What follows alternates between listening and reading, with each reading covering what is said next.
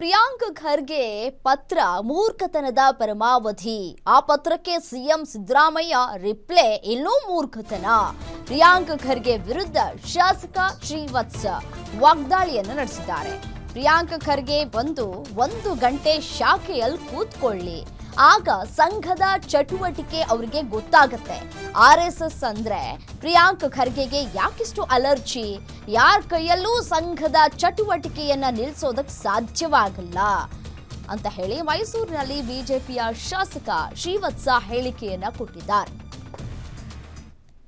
ಪ್ರಿಯಾಂಕ ಖರ್ಗೆ ಅವರು ಏನು ಮುಖ್ಯಮಂತ್ರಿಗಳಿಗೆ ಪತ್ರ ಬರೆದು ಸಂಘದ ಚಟುವಟಿಕೆಗಳನ್ನ ಸರ್ಕಾರಿ ಏನು ಜಾಗಗಳಲ್ಲಿ ನಡೆಸೋದಿಕ್ಕೆ ಮಾಡಬಾರ್ದು ಬಿಡಬಾರ್ದು ಅನ್ನುವಂತ ಏನು ಹೇಳಿಕೆಯ ಬಗ್ಗೆ ನೋಡಿದ್ದೀನಿ.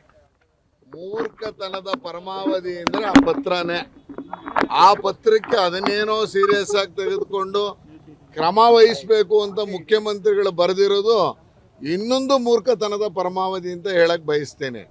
ಅಲ್ರಿ, ಪತ್ರದಲ್ಲಿ ಸಾಂಘಿಕ ಅಂತ ಬರೀತೀರಾ, ಮಿಲನ್ ಅಂತ ಬರೀತೀರಾ, ಶಾಖೆ ಅಂತ ಬರೀತೀರಾ.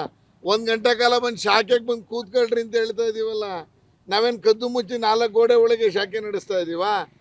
ಓಪನ್ ಫೀಲ್ಡಲ್ಲಿ ಮಾಡ್ತಾ ಇದ್ದೀವಿ. ಏನು ಮಾಡ್ತಾ ಇದ್ದೀವಿ ಅಂತ ನಮ್ಮ ಜೊತೆ ಬನ್ನಿ, 1 ಗಂಟೆ ಕಾಲ ಕೂತ್ಕೊಳ್ಳಿ, 4 ದಿವಸ ನಮ್ಮ ಜೊತೆ ಅಭ್ಯಾಸ ಮಾಡಿ, ಆಮೇಲೆ ನಾವೇನು ಮಾಡ್ತಾ ಇದ್ದೀವಿ ಅಂತ ಗೊತ್ತಾಗುತ್ತೆ. RSS ಅಂದ್ರೆ ನಿಮಗೆ ಯಾಕ್ರಿ ಅಲರ್ಜಿ? ಎಲ್ಲಾದರೂ ಒಂದೇ ಒಂದು ಕೇಸ್ ಇದೆಯೇನ್ರಿ? ಯಾರಾದರೂ ತಪ್ಪು ಮಾಡಿರುವ ಶಾಖೆಯಲ್ಲಿ ಬೇರೆ ಧರ್ಮವನ್ನ ಬೇರೆ ಜಾತಿಯನ್ನ ಹೀಯಾಳಿಸಿರೋದೆಲ್ಲಾದರೂ ನೋಡಿದ್ದೀರೇನ್ರಿ? ಏನು ಇಲ್ಲದೆ ಯಾವನೋ ಹೇಳ್ದ ಟೈಪ್ ಮಾಡಿದ್ರಿ ಮುಖ್ಯಮಂತ್ರಿ ಕಳಿಸ್ತಿರಲ್ಲ. ನಿಜಕ್ಕೂ ನಿಮಗೆ ವಿವೇಚನೆನೇ ಇಲ್ಲ ಅಂತ ಅನ್ಕೋಬೇಕಾಗತ್ತೆ ನಾವು. ಪ್ರಿಯಾಂಕ